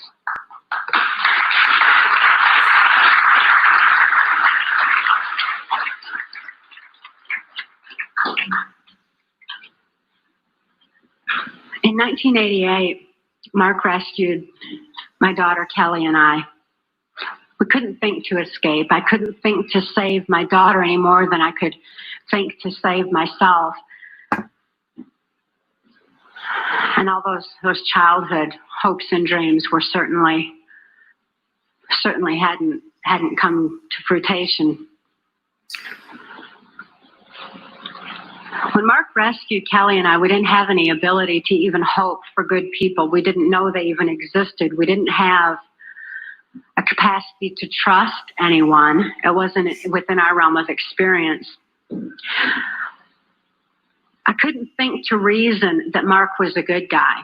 It's like going to a foreign country for the first time. It's like you got to connect with that first person. And it's usually us in the hospitality industry, man. We're the ones that connect to the visitors first thing when they get in town. I don't remember where I'm going with this. But I'd seen him with his animals. And even though I didn't have any ability to consciously reason, and Kelly didn't have any ability to consciously reason things out or to think things out, we had this extra sense developed. We sensed things very strongly. After all, when you consider that we use 10% of our brain, we'd been like blasted into other parts of. That's not true. Our brain and these parts of. All forgiveness to her, and we all make this mistake, but we just like regurgitate things we've heard before. It's not true. We only use 10% of our brain. I'm not going to accept that. Our brain were real perceptive on what's considered, I suppose.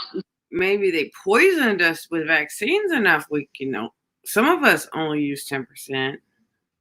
I'll go with that. Psychic levels, by some definition. when we had a sense for things, kind of like the animals did. And we noticed that the animals loved Mark. He had these raccoons that he'd rescued. He had 3 raccoons, and they all loved him. And they hugged him, and they wrapped their arms around his neck, and they patted on his face and kissed him. And, that was really a neat thing for us to see, because we had only seen our animals abused.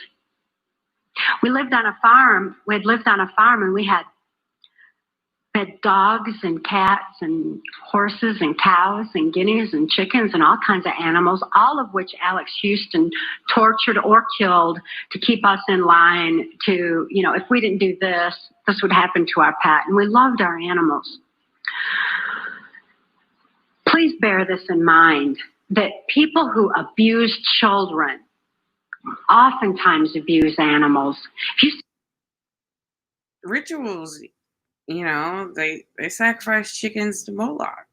So you start with animals, you eventually work your way up to humans, and it's wrong, people. You just need Jesus Christ in your life. Dear Jesus, we have a bunch of psychos around us. Please surround us with a bubble of your love in this firmament. Don't let nobody hurt us anymore or send devils to us. We cast all these devils to the pit forever and ever in Jesus' name. Amen. See someone abusing an animal, keep your eyes open, look further, make sure those kids are safe. I've never seen an exception to this rule. Not that there's not one out there somewhere, but I've never seen an exception to it. So it was very telling to us that these animals loved Mark. Additionally, when he came in and rescued us, here we were under the gun of the CIA. Everything was very precarious, to say the least. I was 30 years old. I was supposed to be killed, as most mind-controlled slaves are at the age of 30. Besides, I was considered too old for sex by that time, so I was supposed to be wiped out. But Mark came in and rescued me from certain death and rescued my daughter from a fate much worse than death, and took the time to rescue our animals. He packed up all those cows and horses and guineas and chickens and loaded them up on these different trailers and everything, and brought them to safety as well. This had a profound impact. See her face lightened up? That was a happy moment for her. She's reliving a good time. On Kelly and I. We certainly developed an ability to trust right there and then. Mark took us to the safety and serenity of Alaska. Since we were safe for the first time in our lives, experiencing love for the first time in our lives, memories of our past began flashing on our mind's screen. As these memories flashed, and I started to remember what had happened to me and to my daughter, particularly during the Reagan Bush administration, I became enraged. I was enraged at what my daughter had been through, the tortures I'd endured, and what the plan was for humanity as a whole. I'd have been blinded by. She didn't see all the program. Her daughter even got programmed. She still didn't see the program until later in life. And that happens for a lot of people. So, I hope they find Jesus. By that rage, immobilized by that rage. If it weren't for Mark's wisdom in telling me that the best revenge is total recovery. Yes. Because through total recovery, by photographically recording all those events, I could expose these people for exactly what they are. Super soldier photographic memory. I'm going to start putting this on my red flags of people. They are athletic. Athletic, high IQ. What she just said. Are, for what their plans are, for what I've witnessed behind the New World Order. Be able to get help for my daughter, who was in desperate need of help at that particular time. So I began writing out my memories. By writing out my memories, I used a different part of my brain than verbalizing. It bypasses emotion. Bypassing emotion was very necessary for logically making the incomprehensible comprehensible, for understanding and grasping what had happened to us and what could be done with that information. Kelly was not so fortunate. Because of the harmonic programming that she'd endured, remembering the traumas and deprogramming the program did not allow her access to all parts of her brain as it did me. She still needed some technological equipment to help her recover. She needed to actually have those neuron pathways vibrated back open with harmonic equipment. Therefore, she went into Humana Hospital in Anchorage, Alaska, in an intensive care unit. She suffered horribly at that time and responded only to some psychological intervention and not to any conventional medications. Kelly was actually suffering respiratory failure because mind control has advanced to the point where they know the ins and outs of the brain and the mind so well that they know how to program not only the subconscious, but to go into the primitive mind, the very area of our mind where COVID.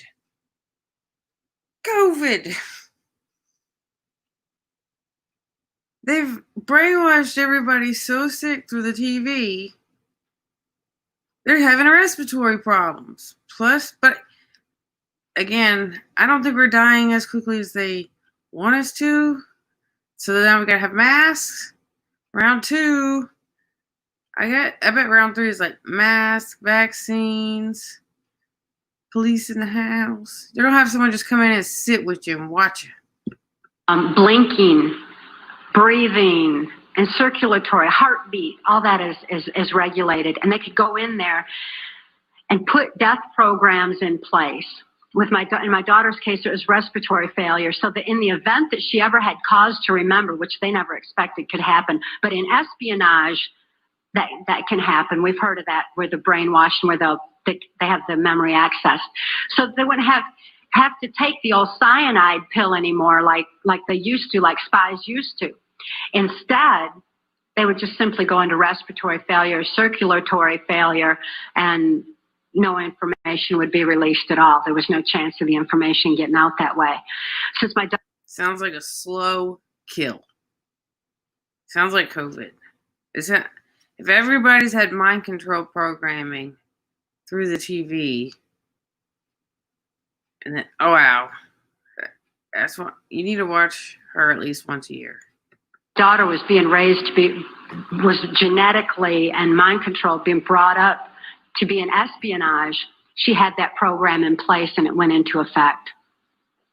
Because of the medical attention that she needed, she became quickly thrust into the illegal and immoral custody of the state of Tennessee, where she remains today. The violations of laws and rights that proliferated in her so-called legal... In my county, the holding center for the children that are going into DHS custody, that they may not necessarily be in trouble, they got pictures of those kids being locked up for 24 hours. I mean, like, never let out. They got a picture of a kid just white as a ghost staring at the door. It was on the news. It was sad. It was very sad. Little case were extensive. We had one clean district attorney that went in and told the judge that he was violating constitutional rights and human rights in my daughter's case, and cited law after law after law, and the judge interrupted him and said, but laws do not apply in this case for reasons of national security. Bam. Secrets. This certainly raises a question. What does national security have to do with a documented, validated, and proven rape and molestation of a child's mind and body?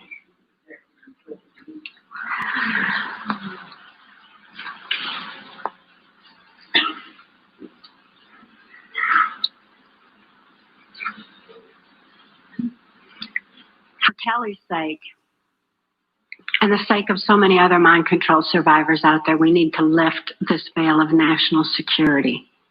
We need to repeal the 1947 National Security Act.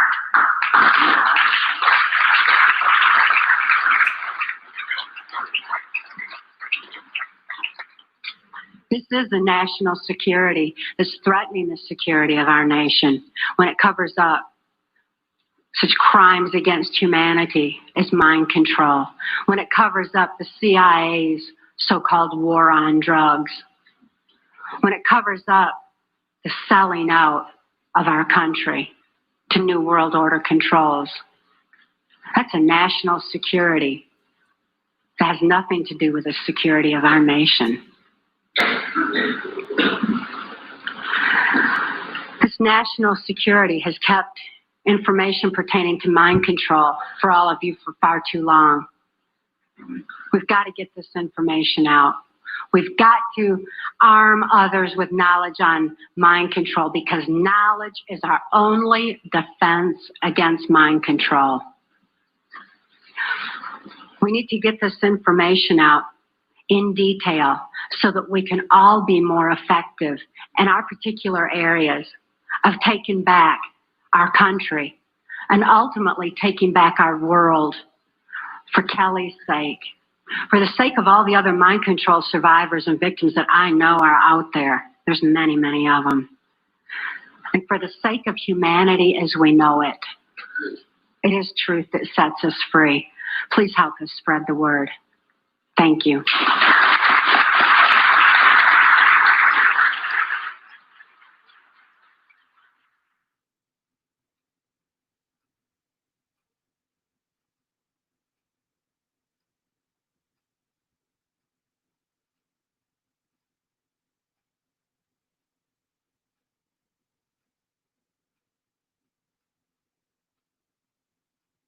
Jonestown was an MK Ultra project, but now, and that's right out of the government printing office, right out of the FOIA.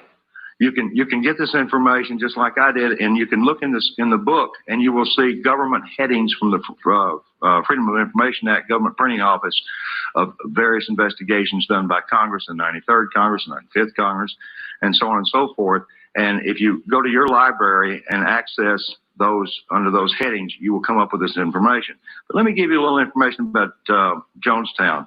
In French Guiana, the property for Jonestown, the money came through a Mexico City bank, and it was traced directly to the Central Intelligence Agency.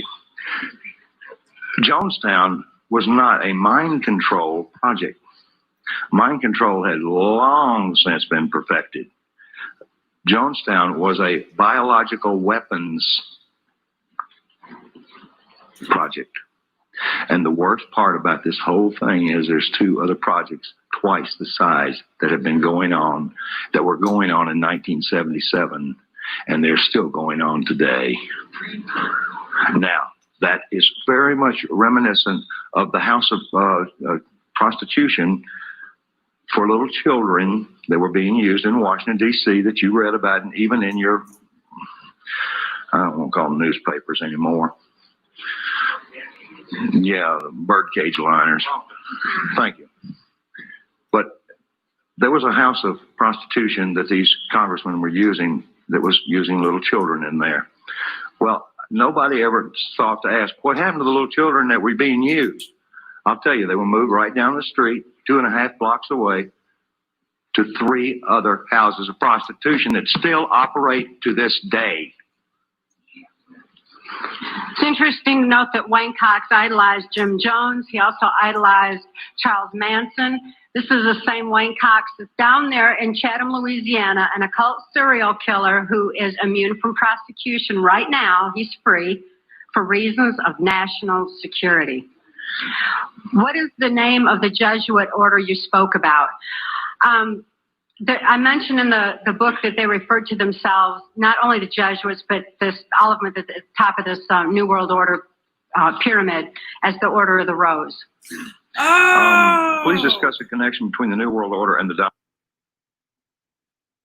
Has anybody noticed all those roses tattoos on people? Recently, I've just noticed they're just fresh. They're on everybody. They look terrific. I'm not saying I mean, I don't know. It's just a coincidence, I guess. Dominant network media, for example, ABC, NBC, CBS, CNN, et cetera, et cetera, et cetera. Information control, folks, is mind control. Need I say more? What you hear and what you see is all you have to base your decisions upon. We're being brainwashed. Monarch and MK Ultra program started in 1953. Do you see? I don't know that. I didn't know that Monarch project started in 53.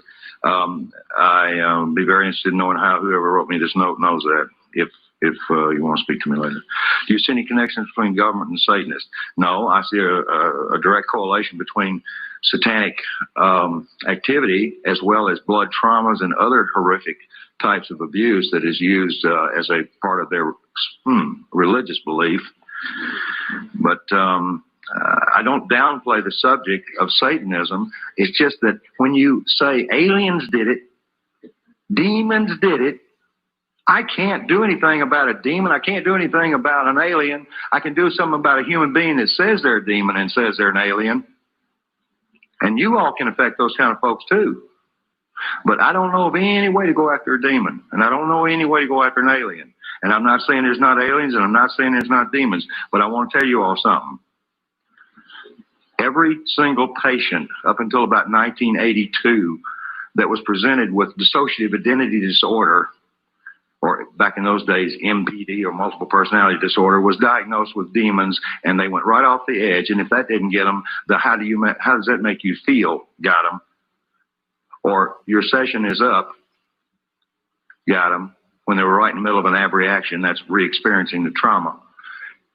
So the poor patient was either going to be subjected to a exorcism by a good intention, in most cases, a religious person, or an exorcism of sorts from their therapist, because they didn't have any other information. They didn't know what they were looking at. They didn't realize the brainstem was scarred, very much like they have multiple sclerosis, and that you can get people to retrain the brain right through the auditory, but you can't say, let me get that demon out, or, oh, gee, I hope the alien doesn't come get you tonight. Because you're reinforcing program. So no, I'm not downplaying Satanism. I'm not downplaying any sort of religious belief. What I am downplaying is a belief that it's something other than human beings.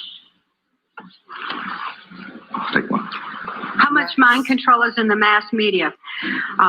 Mind manipulation in the media is extensive, and they're controlling us by controlling our information, the same way that they're controlling children through the information that they're being fed in the school system. To answer another question, yes, it is in our school systems now, and the computers have actually been changed where the history has been altered, and people like Thomas Jefferson even left out of history in order that our children be brought up with socialistic values. So just as our children are being manipulated in the school system, all of us are being manipulated through the medias. We need to be especially careful that when trauma occurs in this country, that we're not losing any more of our freedoms, that our freedoms aren't eroding further, because they know that the traumatic effects on your mind are making you more susceptible and more suggestible and receptive to whatever controls they want to implement. So we need to be very alert to this and very aware of it. Here's a good question. Are many FBI and CIA personnel under mind control? I've heard they are. These are incredibly good questions, y'all. And I'm going to answer this question the best way I know how. I don't personally know anybody under mind control working for the CIA or the FBI. I know a lot of them that are under information control.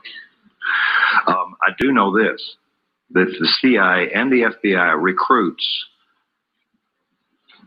Mormons with favoritism who have just come off of their mission. Thank you. Now, these gentlemen are very receptive to taking orders. They are highly suggestible, and they are ones who I know are being manipulated. There is a disproportionate number of Mormons in both the FBI and the CIA. What do you think of Linda Blood's book, Owen? The New Satanist? Could you talk about Michael Aquino and his MO? Yes, absolutely. Michael Aquino is a primary mind control programmer of mine. Linda Blood is By the way, he's a litigant too. He sues everybody that ever talks about him, including Linda Blood. Including Linda Blood, except us. Now, he got on national television and said, yeah, I know that, Mark Phillips. He is going to be the destruction of all organized religion in this country. Well, now there's an indictment. Michael Aquino is the founder of the occult temple of Set that's proliferating on our military bases. He's with the Psychological Warfare Division. Was with the Psychological Warfare Division. Some of his power is eroding thanks to the exposure that he's getting through people like Linda Blood. And it was my experience with Michael Aquino that he does not believe in the power of Satan. He does not believe in spirituality at all. That's not a part of what he does. What he does believe in is the power of trauma on the human mind and the compartmentalization of memory through high voltage stun guns. Aren't people able to see beyond mind control once they're controlled? Then it wouldn't be mind control. It'd be foot control or hand control or finger control or eye control. There's no conscious thought. There's no conscious awareness under mind control. You cannot think to get out of it. There's no reason to get out of it because you don't even think that you're being abused. You don't think. That's the simplest analogy I can give you. You are a reactionary robot. How do you get deprogrammed? With love. Well, a lot of patience. The modality for doing that is in our book. It's a 15-step one, and no therapist can legally do it. I can, and I'm not doing it anymore. How come the powers that be haven't killed either of you? Two reasons. How many people in here believe in God? All right. Those that have your hand up know half of the reason. The other reason is we followed a very careful path to the proverbial barn. We did not make some of the mistakes that some of our predecessors have, for instance, in the Enslaw case and others. It's not that I'm any smarter. It's just that I listen well and I know how to trust. Therefore, I know who to trust, even those that I have not seen. Another reason, too, would be they've got so many fires to stomp out now. And people bringing truth out that, we're just one of many. And besides, stopping us is not going to suppress the truth. Were you ever at the Bohemian Club in Northern California? Yes. There's a chapter in the book pertaining to Bohemian Grove and some of the meetings that went on there between the politicians and world leaders that were involved. That's a place that needs to be exposed for exactly what it is. Considering the things you've seen, the places you've been, why are you still alive today? I can tell you from personal experience, even though I can't tell you all the places I've been, I wonder how I'm still alive today. But it remains a total mystery to me, and it always will. Now, her body bears the scars. She has some of the things that they can't take away, they can't deny. Like Mr. Byrd, if he were undressed before Congress and the nation, there are things he can't deny. And Mr. Cheney as well. But there are undeniable scars that this lady carries that are not on her mind. Cheney? They're on her brainstem, all over her body, thousands of stun gun scars, and a vaginal mutilation that defies the worst horror story you can imagine. Now, those are things that people don't do to themselves. Now, I had a CIA boy. He said, FBI believes she had that done to herself. I said, of course she did, with a pocket knife, moron. I said, how in the world would anybody even find anybody evil enough to do something like that? And I tracked it down.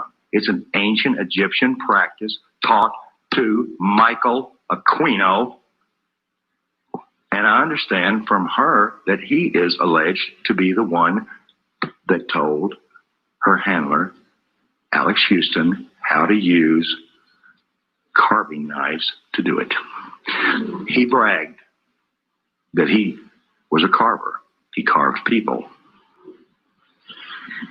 Could you please elaborate on Ronald Reagan's involvement? Oh, yes, I could for a long time. I wish we had more time. Details are in the book. I need to bring up Ronald Reagan's situation. A number of us, you know, I've got my wall in my office covered in invitations from Ronald Reagan, from George Bush, and some other presidents. One I don't even want to mention, that I was invited to dinners and inaugurations and all sorts of things through my relationships with people in the community and the State Department. When I heard this information, I wasn't shocked about Ronald Reagan, because when I was with Ampex Corporation in the early 70s, Ronald Reagan was governor of California, and he was in big trouble because he had encouraged a MK Ultra mind control experiment to be instituted in the Vacaville prison here in California. And it made the congressional record. And Ronald Reagan is the governor that was the only governor of any state in the United States that got caught instituting trauma-based, chemical-based frontal lobotomy, and so on, and so on, and so on, and so on, mind control in our prison systems. And now it is rampant. Where'd that go? How does remote viewing being done by various former military men such as Major Ed Daines and Courtney Brown compare with your mind control? It's all under the guise of MK Ultra. Remote viewing, anything. I was part of the Duke studies in 1967 and 68, working with the paranormal. Most of the people I saw were of, at that time, Soviet origin. As a matter of fact, I didn't know we had a Cold War going on. I really didn't. I mean, there was a huge exchange of information. I was constantly sitting down at the table with KGB agents, and they were identified as such and handed me cards. Cards. KGB handing out cards. I couldn't even understand. The first time somebody handed me a card, I said, well, this is the end of me. He said, do you have a card? Who is Kelly's father? That's several times. Wayne Cox was Kelly's father. He was her father because genetically they wanted her to have the capacity to be able to kill, because she was being brought up in espionage for those kind of purposes. But it's interesting to note, I think David Icke, a dear friend of ours, stated it eloquently, that just as knowledge is neither good nor bad, it depends who has control of it. By the same token, genetics, for as powerful of an influence they are not stronger than the human spirit. Kelly's soul is just so beautiful, and her loving capacity is enormous, and the love that she operates from is extensive. And she wants this information out for humanity's sake. So in spite of the genetics of who Kelly's father is, she's absolutely a beautiful, beautiful child. How did you get the number of operatives in this country? I don't know. You didn't ask me that question. Who did it? I got the answer to that three ways. There's a catalog company called Budapest out of Washington that's a catalog of spy books, and ours will soon be in it, hopefully. And there's a number of books in there. I can't remember the title now, but the New York Times also reads that catalog and orders those books. They're done by Stockwell and every other name you can imagine. Philip Agee, and Philip Agee, I don't have a lot of respect for at all, except for one thing. George Bush stood up on national television and said he hated him more than any man on earth.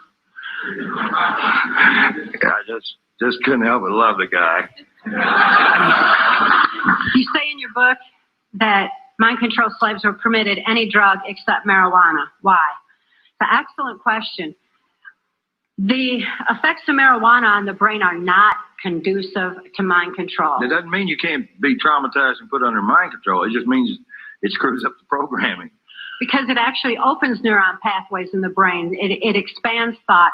I'm not going to stand here and speak pro marijuana because... No, because somebody be putting it in my car and popping me for it.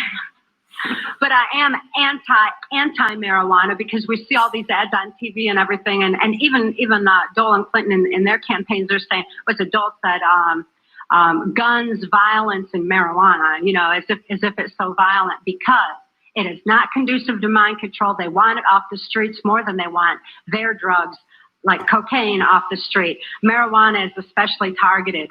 I don't promote the use of marijuana as a Band-Aid for mind control because, again, knowledge is our only defense against it. Tell us about the congressmen and women who are helping you. Yeah, right. I'll tell you one, Bob Clement. I grew up with him. Matter of fact, when his father was governor, I used to go up with him, and I remember I was highly traumatized by something I saw at the governor's mansion, which I'm not going to tell on Bob because it didn't have anything to do with him. But there are we've got a number of clean congressmen and congresswomen that are helping us from behind the scenes. That's part of that 50% equation that we're still here. The information that we released to every member in Congress at the same time, and I had 4 congressmen, one in particular, hand carrying every one of these packets to the respective congresswoman or congressman. That took a lot of effort on their behalf and a lot of nerve, since at that time I did not have all that information validated, but they had received information from members of the Justice Department and from U.S. Customs that Cathey O'Brien was a valid case, and that they were able to validate more than half of what was in that packet. Right. George Bush was handed a packet, and George Bush, he nasty with me. He said I threatened his life, which is farther saying the truth, because the congressman that delivered it, it happened to have been a lawyer. They were trying every way on earth to indict me for everything you can imagine. But the bottom line was this particular congressman said that he'd wear a sandwich sign before the news media, if that was going to be the case. Pay special attention to those members of Congress who believe that you have a right to information. There's an ongoing effort right now to repeal the 1947 National Security Act because they know that you need this information. It's almost over, but yeah. Share it up. Here. I've been here a couple hours. We've escaped. Look at me, I'm all high tech. High tech. See, okay. All right, guys. Thank you for watching the video. You know, got a lot out of it. I'm telling you, it's good to watch that video like every 6 months. And yeah, share, like, subscribe, leave a comment, and I will talk to you later in broadcast.